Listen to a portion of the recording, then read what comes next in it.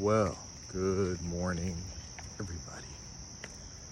What is it? It's Monday morning, and somewhere it's well before 6. I'm not exactly sure what time it is. I'm way too sleepy for that.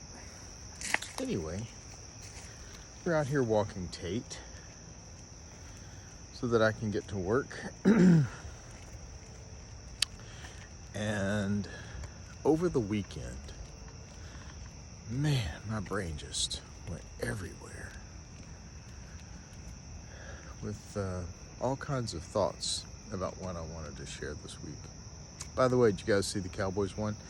I don't really care that it was against the worst team in the NFL. A W is a W, right? So there's that. Anyway, so speaking of the Dallas Cowboys and, people that have tons of money and tons of stuff and whatever. Oh yeah, I'm sorry. There's Tate. Okay. Tate, say good morning. Yeah. I'm gonna talk about greed today. Greed. One of the 7 deadly sins, right? You've all read that book. I have a different perspective on greed. So, I'm going to go back to a scripture.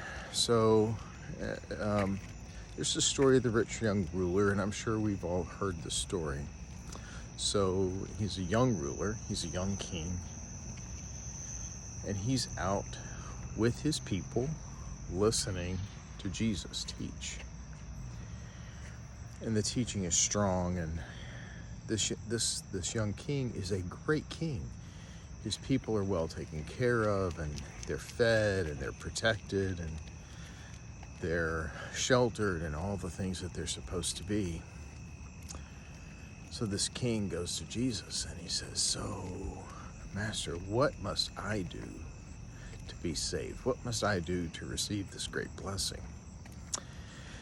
And Jesus looked at him, didn't even blink, said, "Sell everything you have and give the money to the poor."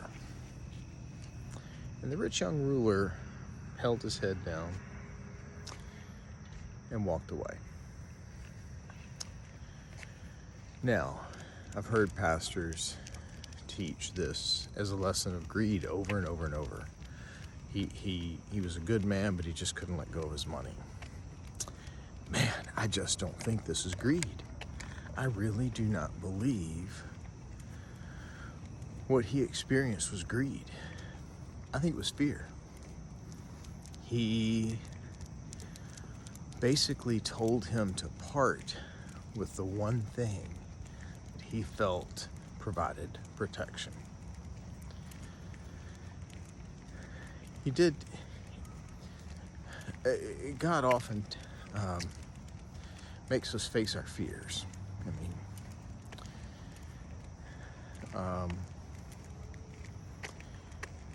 And it's it's how you face your fears. We all are afraid of something, and it's how you face your fears. How do you overcome your fears? Rich young ruler, he didn't know he was afraid of money. He wasn't afraid of money. He was afraid of not having money. It's a totally different thing than greed. Best example of greed I could give you was when I was a very young child. There was a store here in the Memphis area called Skaggs. What a hideous name. But anyway, it was somewhere between a drugstore and a department store. And as you checked out and you were walking out towards the back or towards the front was a cigarette counter. Everybody had those. On top of the counter was this giant fish bowl with a 45-degree angle opening. And it was full of golf tees. And you could take as many tees as you wanted for a quarter, as many as you could fit in your hand. So you'd stick your hand in there. Sorry, Tate just jerked me away. And of course, you know, put your hand around a bunch of T's and make a fist.